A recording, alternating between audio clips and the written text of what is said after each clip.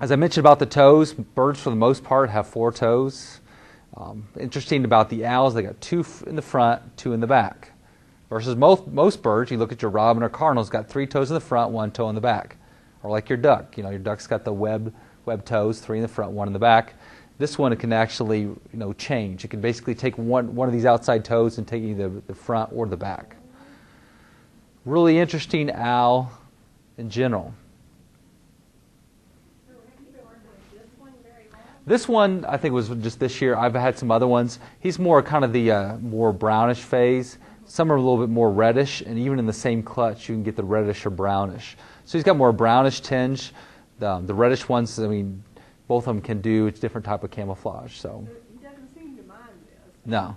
We'll wait. We'll see one of the last ones. He's not behaving as well today, so we'll see how they do just in general. I bet he's smooth. Yeah. I never petted one before. Yeah.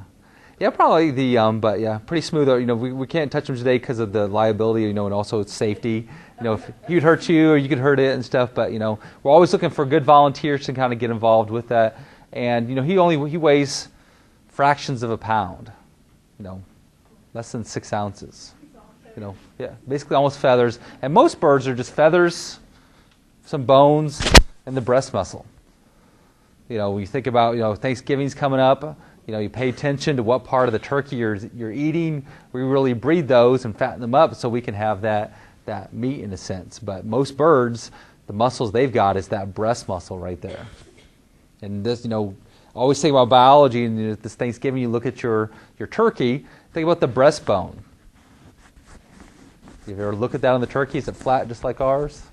No, it's like a keel. It comes out like a point. So if you're carving the turkey, pay attention to that. That really helps overall in that flight. So incredible amount of energy for birds just in general. So I'll put him up, and I think we'll... Having the animals here and having the poems. Jessica Brummage is going to come, and she's going to read a poem, and it's called A Wife's Tale. So I don't know if you know this, but Rebecca Boone, Daniel Boone's wife, do you may know how many children she had? 10 children. And Daniel Boone was off a lot on his own doing exploration. So Rebecca was at home with anywhere from 1 to 10 children. And, she had her own wondering. She wondered about things. And so this poem's a little bit about some of the things she wonders about.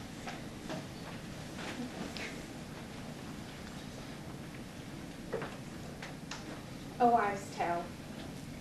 Rebecca's life was one of several questions, one after another, answered insufficiently. Why do men become good at their cold brutality? How do women bring 10 children into the world? Why are maple leaves so evenly pointed? Such questions took too long to answer, and after a while she grew content with the questions alone. Where is fallen timbers? Is the milk cow running dry again? Is the butter in the spring house set? What kind of grave befits a child? Are these rivers tinged with blood? Am I a chicken? Like a girl's first prayer, in which she sees God as a silver glass, all reflection and light? Behind her, a steady stream of answer. But she went on, a cedar bucket in her hand, her husband dragging through the woods like a boy, her kettle on fire, the look of wonder on her face.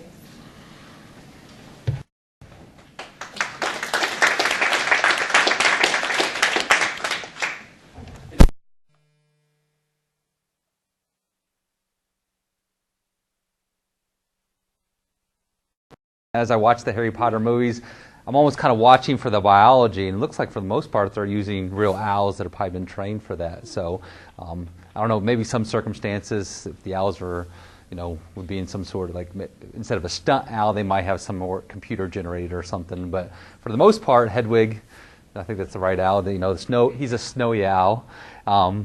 Looks like, yeah,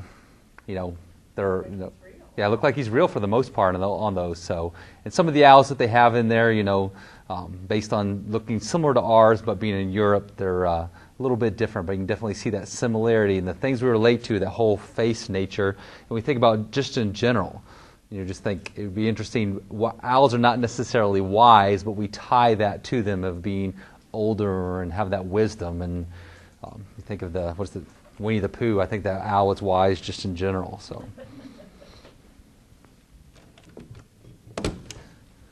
this next one, we're kind of going small to big. This one's a little bit bigger.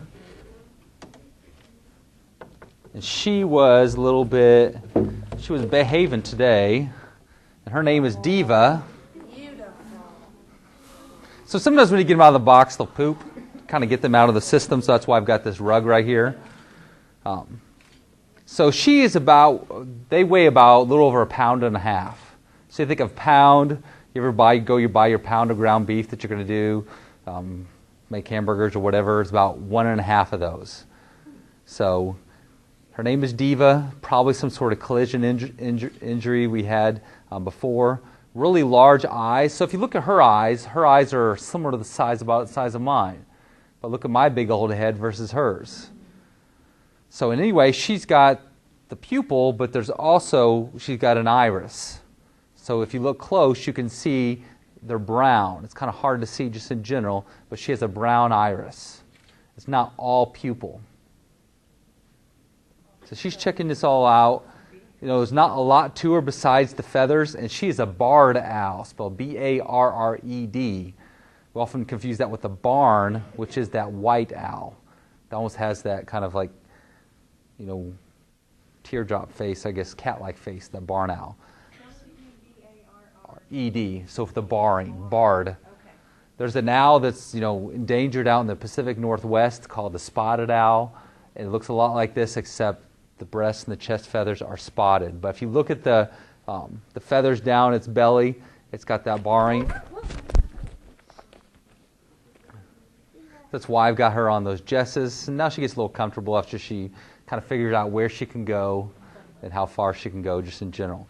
But you look at those, pretty long toenails. Those are talons. So owls like hawks, falcons, eagles, some other different types of birds, vultures, have those talons. Some can grip pretty well, some not as strong like the vultures.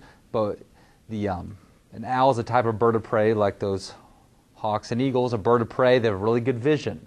So we have binocular vision. Our eyes are working together. These owls, kind of like that face like we are, looking straight forward, can work really well.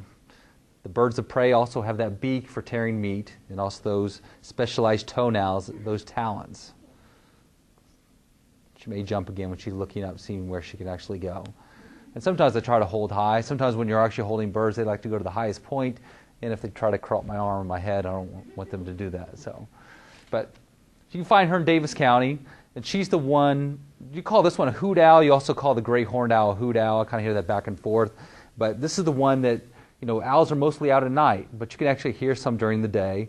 I do a lot of different research work, and some 9:30, 10:30 in the morning, I'll hear these guys hooting to each other. So what they say kind of says, "Who cooks for you?" So they go, "Woo, woo, woo, woo, woo, woo, woo."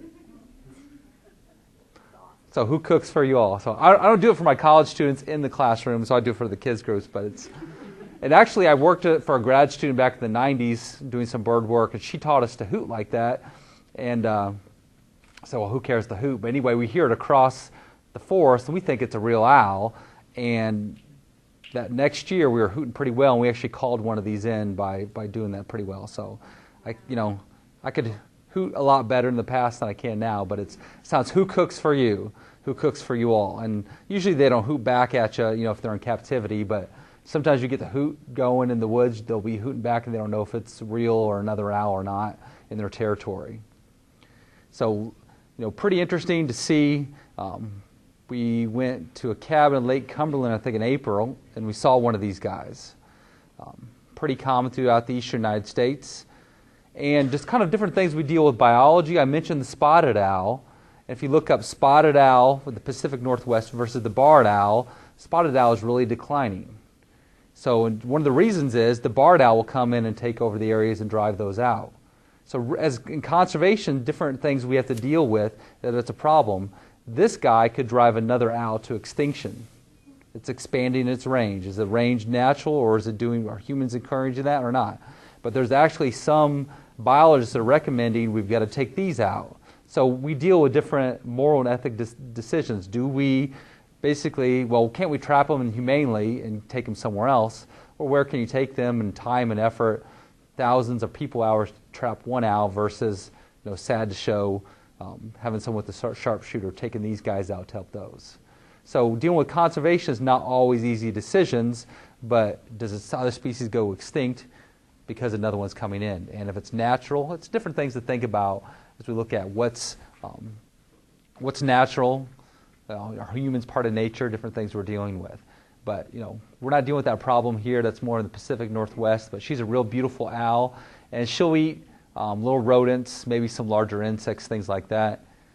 And you can definitely see she's got her 2 toes in the front, 2 toes in the back. Owls, unlike most birds, have feathers all the way down to their toes. So next time look at your blackbird or your cardinal or your blue jay, they've got kind of naked ankles and feet. But these guys have their feathers all the way down to their toes. Is that some sort of protection, insulation? Maybe a combination of all of those. But we just think about birds in general, all the feathers. But look at the feathers on the face versus the head, the chest, and the wings. It's a whole different feather variety. Look.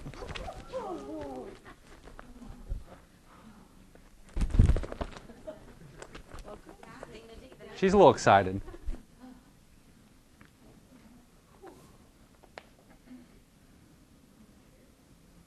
Okay.